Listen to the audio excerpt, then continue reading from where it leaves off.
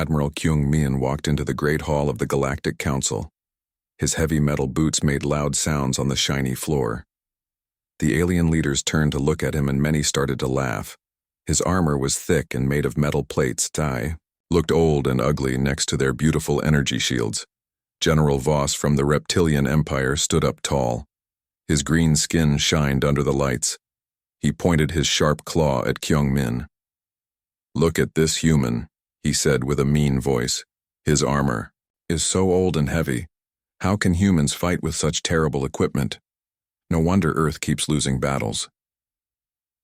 The bird people called avians made chirping sounds that meant they were laughing. Their feathers were all colors of the rainbow they wore. No armor at all because their energy shields protected them better than any metal could.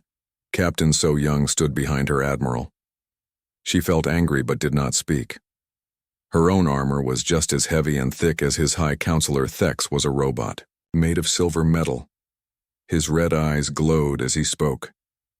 "Humans are stuck in the past," he said in his machine voice. "We have energy shields that can learn and change with every attack.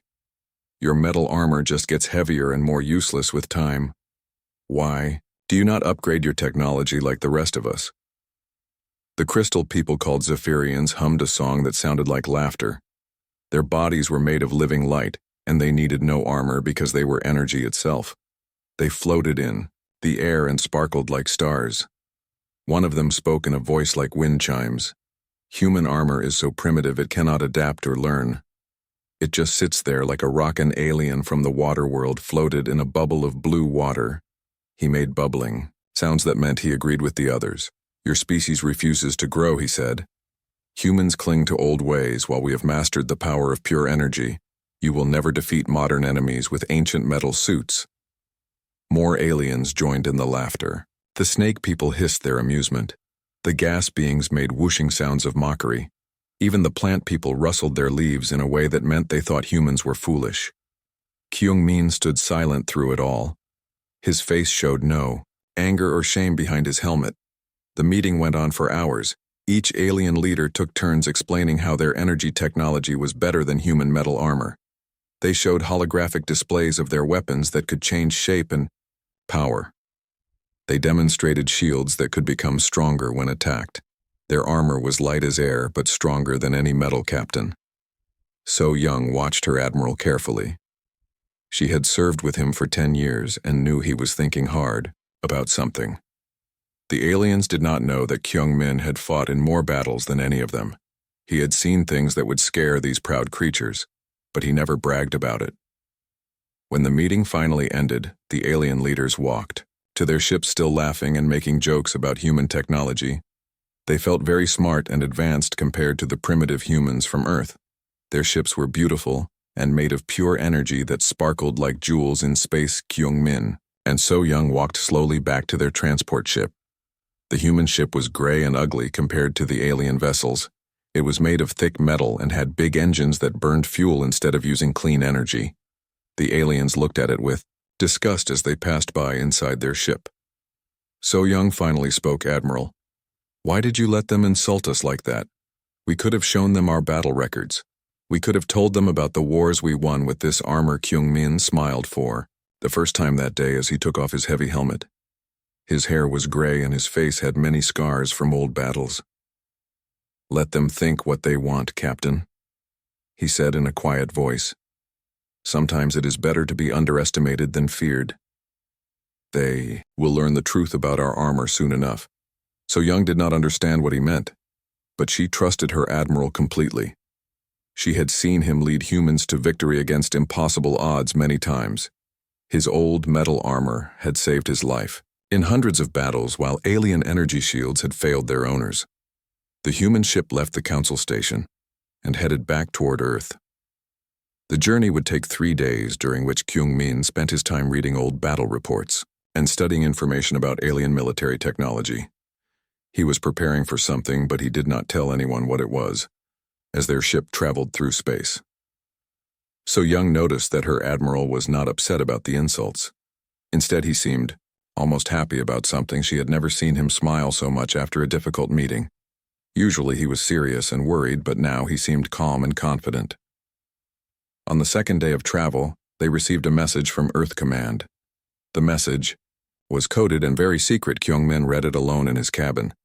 When he came out, his face was serious again, but his eyes still had that strange, happy look. "Captain," he said, "prepare the crew for immediate combat readiness when we reach Earth." So Young felt confused. "Combat readiness?" she asked. "But Admiral, we are at peace with all the alien empires. Why would we need to prepare for battle?" Kyung-min looked out the window at the stars. "Peace never lasts forever. Captain," he said, "sometimes the universe has a way of testing everyone at the same time. When that test comes, our old armor will prove its worth to the entire galaxy." The alien leaders were still laughing about human technology when their ships reached their home systems. They felt very proud of themselves for being so advanced and modern. They had no idea that soon they would be begging humans to share their primitive metal armor with them. 3 weeks after the council meeting, warning sirens screamed across every planet and space station in the galaxy. Commander Mi-Ray was working late in her office at Earth Deep Space Monitor Station when the first alerts came through. Her coffee cup fell from her hand as she read the impossible reports. The Void Swarm had returned. These creatures from dark space had last appeared 500 years ago and had almost destroyed all life in the galaxy. The old records spoke of shadow monsters that ate energy itself, turning advanced civilizations into empty, dead worlds. Now the impossible had happened, and they were back. Mi-Ray watched her screens as emergency signals flooded in from across the galaxy. The first attack came at the edge of reptilian space, where General Voss commanded the most powerful fleet in the galaxy. His energy shields glowed bright blue as millions of dark creatures poured out of tears in space itself. The reptilian ships were beautiful to watch. Their energy weapons shot streams of pure light at the approaching darkness. Their shields sparkled like diamonds as they powered up to maximum strength. General Voss felt confident that his advanced technology would easily destroy these primitive shadow creatures. The battle lasted exactly 4 minutes and 7 seconds. The void creatures moved like liquid darkness flowing around the reptilian ships, instead of fighting them directly. When they touched the energy shields, something terrible happened. The shields began to glow brighter and brighter as the creatures drained power from them. The more energy the reptilians used, the stronger the dark monsters became. General Voss watched in horror as his flagship was covered in shadow creatures that were feeding on his ship energy systems. His beautiful energy weapon stopped working as the power was drained away. His shields collapsed one by one as the creatures consumed the very force that had protected him. Within 1 hour, 3 entire star systems fell to the growing swarm. The creatures multiplied as they fed, becoming larger and more hungry with each ship they consumed. The few reptilian survivors who escaped brought stories of horror that no one wanted to believe. Mi-Ray felt sick as more reports came in. The Machine Collective, with their smart, adapting shields, had been completely overwhelmed. Their computer brains that could learn from any attack were useless against creatures that simply ate the energy that powered them. Entire robot worlds went dark in minutes. The Avian Empire tried to use their light-speed technology to escape, but the void creatures moved faster than light itself. Their rainbow energy shields that had seemed so beautiful became like dinner bells calling the monsters to feed the bird people, screaming songs of terror as their homeworlds fell. Captain So-young was in the station cafeteria when Admiral Kyung-min arrived by emergency transport. His face was grim as he studied the tactical displays that showed the galaxy burning. The creatures were moving toward the center of the galaxy, consuming every energy-based civilization they found. "Sir," she said, running to meet him, "the crystal people are under attack. Their entire bodies are made of living energy. The creatures are draining them completely. Some planets have gone from billions of inhabitants to 0 in less than an hour." Kyung-min nodded slowly as he watched the reports pour in. The proud aliens who had mocked human technology 3 weeks ago were now fleeing in terror. Their advanced energy shields had become their greatest weakness. The very technology they had bragged about was killing them. The Waterworld Federation sent out desperate calls for help, but there was nothing anyone could do. Their energy-based life support systems were like magnets for the void creatures. The beautiful underwater cities that had taken thousands of years to build were going dark. One by one, Admiral Kyung-min called an emergency meeting of all human, military commanders. His voice was calm, but his words made everyone afraid. "The creatures are moving fast," he said. "Every species with energy-based technology is falling. The galaxy that laughed at our primitive armor is about to learn why we never abandoned it." Major Taeho raised his hand. "Sir, what makes you think our armor will work against these creatures if nothing else does?" Kyung-min pulled up old files on his computer screen showing battles from 500 years ago. There was another species that fought the Void Swarm and survived. He said they were called the Builders, and they used technology just like ours. Physical, metal, and mechanical systems. No energy shields or smart computers. Just simple, reliable armor that worked. Room was quiet as everyone realized what this meant. The entire galaxy had moved beyond physical technology except for humans. Earth was the only planet that still made metal armor and chemical weapons. Everyone else had chosen energy over metal, thinking it was better. "At current speed, the swarm will reach Earth in 72 hours. Kyung-min continued. "All colony worlds are being evacuated to Earth. Every human ship is being recalled. We are going to make our stand here with our old-fashioned armor that the galaxy thinks is so primitive." Colonel Dongwook stood up from his chair. "Admiral, what if we are wrong? What if our armor does not work against these creatures? We will be the last species left fighting, and we might lose everything." Kyung-min smiled that same strange smile that So Young had seen before. "Then we will lose fighting with honor," he said. "But I do not think we will lose. Our ancestors built this armor for a reason. They remembered the old stories even when the rest of the galaxy forgot the void. Creatures eat energy, but they cannot eat metal." The meeting ended, and all the commanders rushed to prepare their forces. Earth became like a giant fort as every human military unit returned home. Refugee ships from dozens of alien species arrived asking for protection. Their own technology was useless, but maybe the primitive humans could save them. Mireille worked through the night coordinating defenses and helping alien refugees. Her screens showed the Void Swarm getting closer. With each hour, soon they would find out if human metal armor was really as primitive and useless as the aliens had claimed, or if it was exactly what the galaxy needed. Colonel Dongwook stood on the bridge of the battleship Soul Pride watching the biggest evacuation in galactic history. Hundreds of alien ships fled past Earth carrying survivors from worlds that no longer existed. Behind them came the darkness, itself a living shadow that consumed light and energy wherever it went. The Void Swarm looked like a moving storm made of liquid night. Millions of creatures flowed through space like black water. Their forms changed constantly, shifting from one shape to another. They had no solid bodies but moved with purpose toward any source of energy they could find. All ships.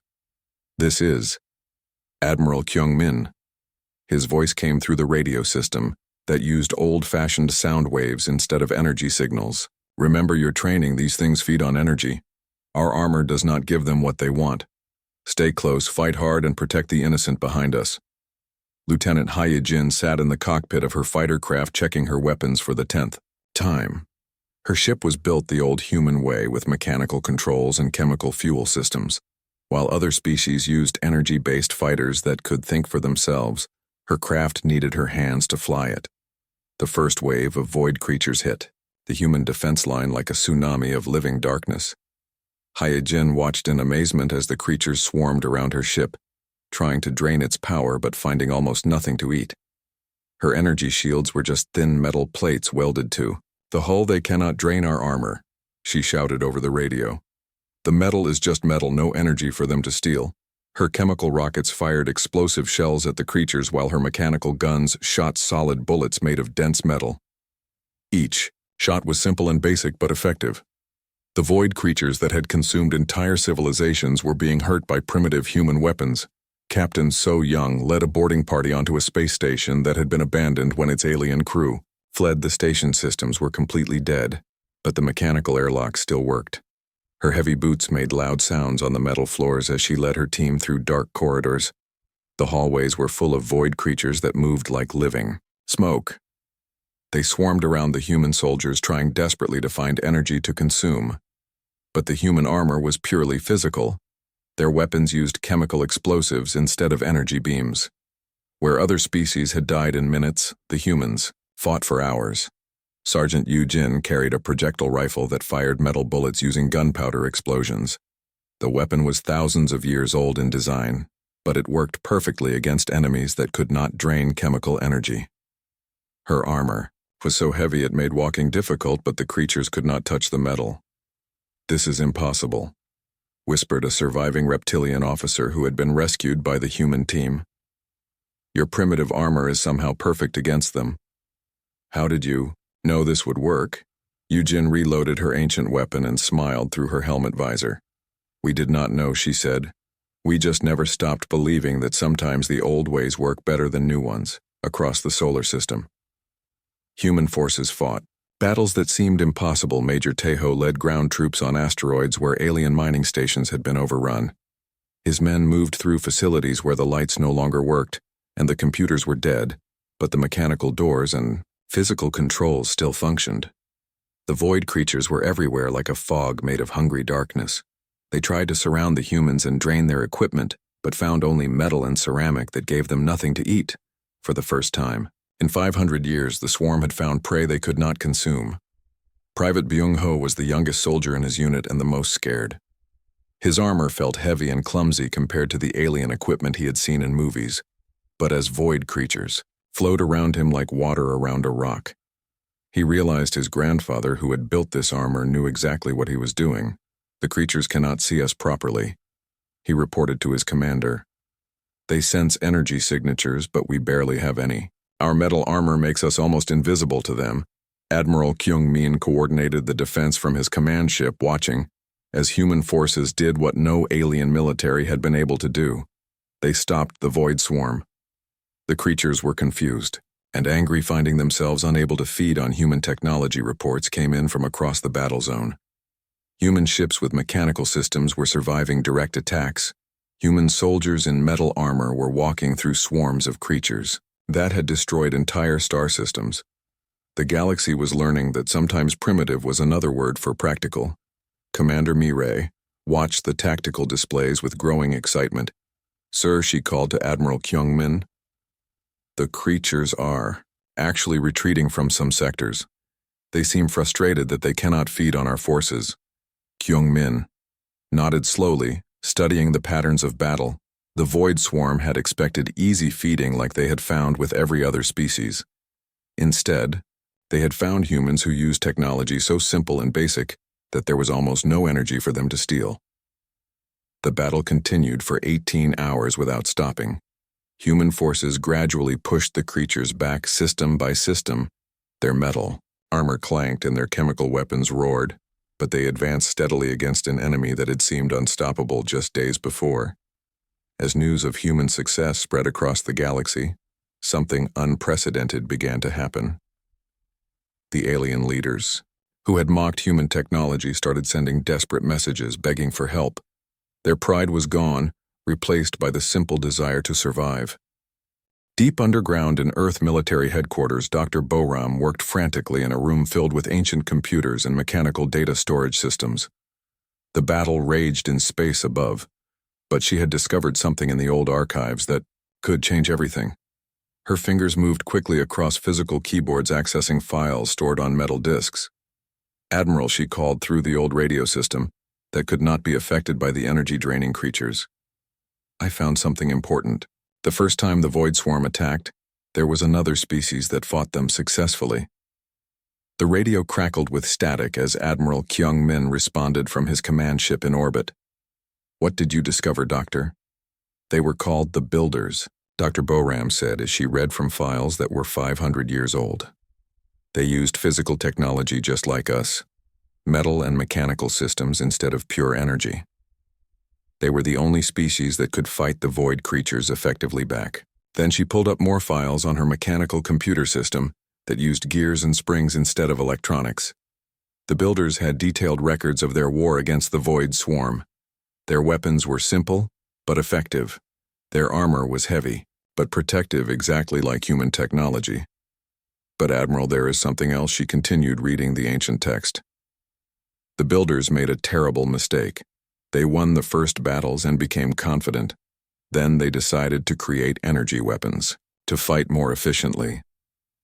The moment they switched to energy technology, the Void Swarm consumed them completely. In space above, Major Tejo led his squad through the corridors of an abandoned alien cruiser. The ship's beautiful energy systems were completely dead, but the physical airlocks and mechanical gravity systems still worked. His team moved through the vessel like ghosts hunting void creatures. The aliens who built this ship were so advanced, Sergeant Yujin said as she examined the dead energy conduits. But all their smart technology is useless now. Our simple equipment keeps working while theirs failed completely. Tejo nodded as he checked his chemical projectile weapon. The galaxy called us primitive and backward, he said. But our ancestors knew something that the rest of the universe forgot. Sometimes simple technology is more reliable than complex technology. Dr. Boram continued reading the builder files, discovering more amazing information. The builders had learned that the void creatures were not natural predators but artificial weapons created by an ancient civilization to destroy their enemies. Energy-based technology. They were designed to consume power sources and turn them against their owners, Admiral.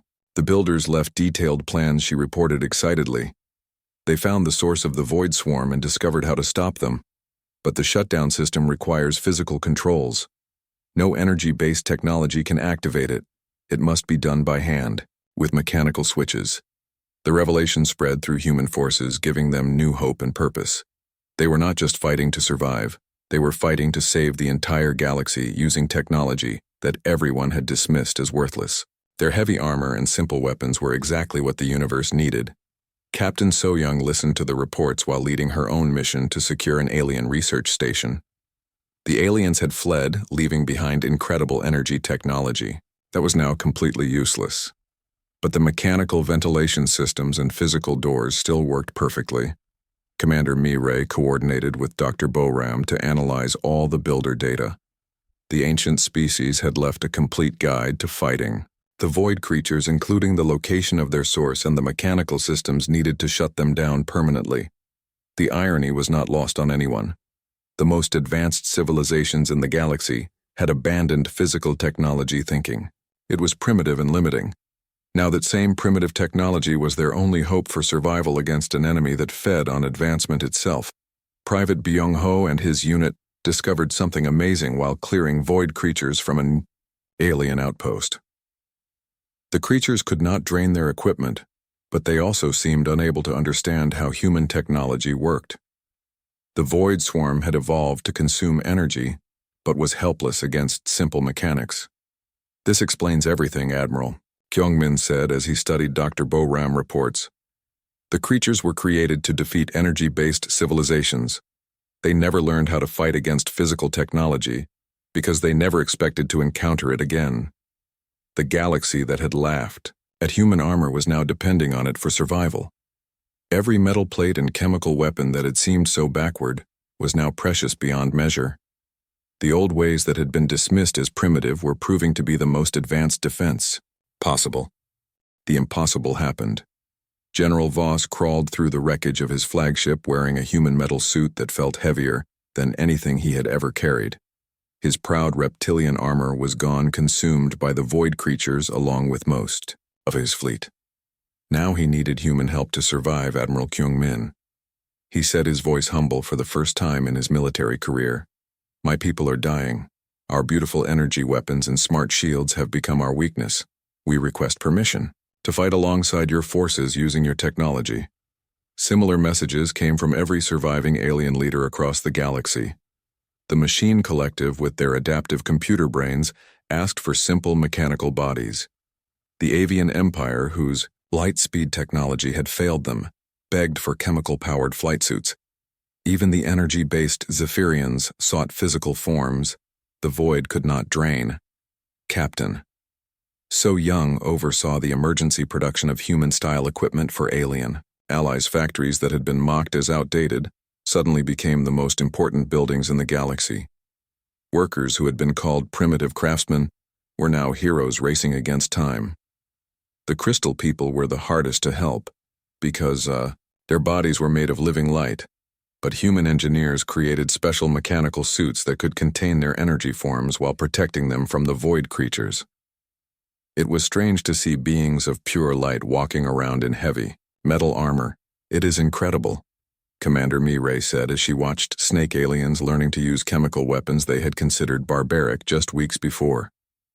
They advanced so far beyond physical technology that they forgot how to use simple mechanical systems.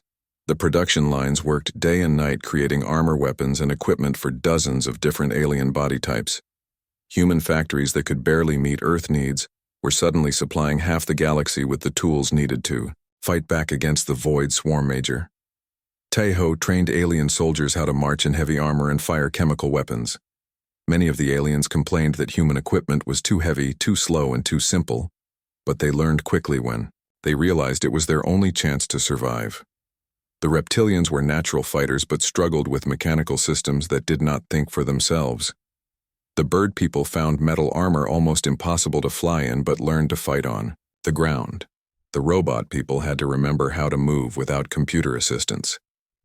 Sergeant Yu Jin became a teacher, showing alien refugees how to maintain mechanical weapons that needed cleaning and repair, unlike their old energy systems that had fixed themselves. Your equipment does not learn or adapt, she explained, but it also cannot be turned against you.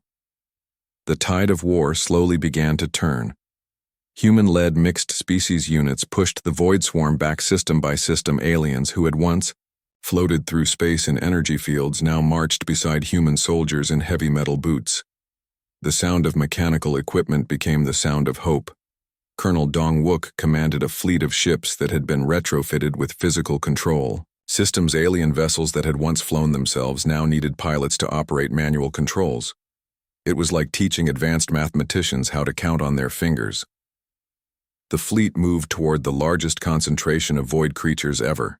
Detected following coordinates left by the ancient builders, Dr. Boram had decoded their records completely and found the location of the swarm original source deep in dead space where no energy existed. Naturally, Juggernaut formation, Dong-wook, ordered as they approached the target. His mixed fleet of human and alien ships moved in perfect coordination, despite using technology that some species had not seen for centuries. Show them what happens when old ways meet new problems. Behind him flew vessels from every surviving species, all equipped with human technology, all crewed by beings who had learned to appreciate mechanical reliability over energy efficiency. The galaxy that had mocked primitive human armor was now completely dependent on it. The final battle was approaching, and for the first time since the Void Swarm returned, the defenders felt confident instead of terrified. They had rediscovered the power of simplicity and the wisdom of their ancestors, who had never forgotten that sometimes the oldest solutions were the best solutions. Private Byung-ho checked his mechanical rifle one more time as the fleet approached the enemy stronghold. His grandfather would be proud to see alien generals wearing the same type of armor he had built with his own hands 50 years ago. The old man had always said that good metalwork never went out of style. The final battle took place among the ruins of an ancient world that had been dead for 500 years. This was the homeworld of the Builders, the species that had first fought the Void Swarm and lost when they abandoned their physical technology. For energy-based weapons, Admiral Kyung-min led the combined fleet of human and alien ships, all equipped with mechanical systems, toward the planet's surface. Below them lay massive underground complexes built entirely of metal and stone with no energy, systems that the void creatures could consume. Dr. Boram worked in a laboratory carved from solid rock using mechanical computers that operated with gears and springs instead of electricity. Around her, alien scientists struggled to understand technology. Their species had abandoned centuries ago, but they learned quickly when survival depended on it. We found the truth about the Void Swarm, she announced over the mechanical communication system. They are not invaders from another dimension, but weapons, created by the galaxy's first energy-based civilization to destroy their enemies. The creatures were programmed to consume all energy technology they encountered. The underground control center was enormous, filled with switches, levers, and mechanical displays that had survived because they contained no energy for the creatures to drain. Admiral Kyung-min stood surrounded by representatives from every surviving species, all wearing human-style armor. The Builders left complete instructions, he said, reading from metal tablets that could not be corrupted or drained. The Void Swarm was designed to stop when no more energy-based technology existed in the galaxy, but civilizations kept creating new energy systems so the creatures never received their shutdown signal. General Voss, now wearing heavy human armor that made his movements slow and clumsy, studied the ancient control panels. The shutdown sequence requires pure physical input, he said. No energy systems can activate it. Everything must be done by hand using mechanical controls only. The process began with teams of beings from dozens of species working together to operate machinery that their ancestors had built, but their children had forgotten. Reptilians turned massive metal wheels while bird people pulled heavy levers. Crystal beings in mechanical suits pushed buttons made of solid stone. Captain So Young coordinated the shutdown sequence as different species worked on different parts of the ancient system. The avians operated mechanical timers that used springs and gears. The robot people had to remember how to work without their computer brains helping them think. For 3 hours, the galaxy's most advanced civilizations labored like primitive mechanics to operate technology their grandparents would have understood perfectly. Heavy switches were thrown by hand, thick cables were connected manually, and mechanical computers ground slowly to life using nothing but physical force. Major Tejo led security teams through the underground complex, protecting the workers from void creatures that had followed them down. The creatures moved through the corridors like living shadows, but could not drain the mechanical systems that kept the base operating. The ancient machinery was incredibly complex but completely mechanical. Everything was built to last forever without needing energy to maintain it. The builders had learned from their mistake and created a shutdown system that could work, even if all electricity disappeared from the universe. Sergeant Yu Jin watched alien engineers struggle with manual tools that required physical strength instead of energy manipulation. The snake people had trouble holding wrenches with their flexible bodies. The crystal beings had to learn how to apply force without breaking their mechanical suits. Commander Mirai monitored the progress from a control room where every display was mechanical and every switch had to be moved by hand. The room looked like something from a museum, but it was the most advanced technology available for fighting an enemy that ate advancement itself. When the sequence reached its final stage, every species worked together in perfect coordination. Hundreds of beings pushed, pulled, and turned mechanical controls in exact timing, following instructions left by people who had died 5 centuries ago. The galaxy had become a single giant machine operated by hand. The moment came when the last switch was thrown by Dr. Boram herself, using both hands to move a lever that weighed more than she did. The mechanical computers processed the shutdown command through purely physical calculations, using metal gears that had waited 500 years for this moment. Across the galaxy, the void swarm suddenly stopped moving. The creatures that had consumed entire civilizations simply dissolved into harmless particles, their artificial hunger finally satisfied by receiving the shutdown signal their creators had programmed so long. The silence was complete. After months of terror and destruction, the galaxy was finally quiet. Admiral Kyung-min removed his helmet in the ancient control room and smiled at the representatives of dozens of species who had learned to work with their hands instead of their energy technology. The war was over, but the galaxy would never be the same.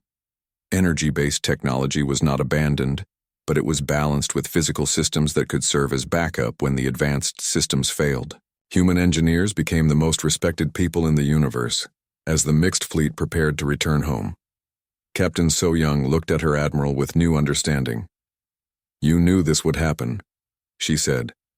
"You knew that our old armor would be exactly what the galaxy needed." Admiral Kyung-min put his heavy helmet back on and checked his mechanical equipment. Sometimes he said the old ways are the old ways because they work. The universe has a way of reminding us that progress is not always about moving forward. Sometimes it is about remembering what we left behind. The galaxy had learned that the most primitive technology could be the most advanced when circumstances required it. Every alien civilization began building mechanical backup systems and training their people to work without energy assistance. Earth became the teacher instead of the student. Private Byung-ho stood in the ruins of the builder city wearing armor his grandfather would have recognized. The young soldier understood now why humans had never abandoned their heavy mechanical equipment. Even when everyone laughed at them, they remembered that simple things lasted longer than complex things. The greatest victory in galactic history had been won not with the most advanced weapons, but with the oldest ones. The species that had mocked human technology now depended on it for their continued existence. The old ways had not just prevailed, they had saved everyone.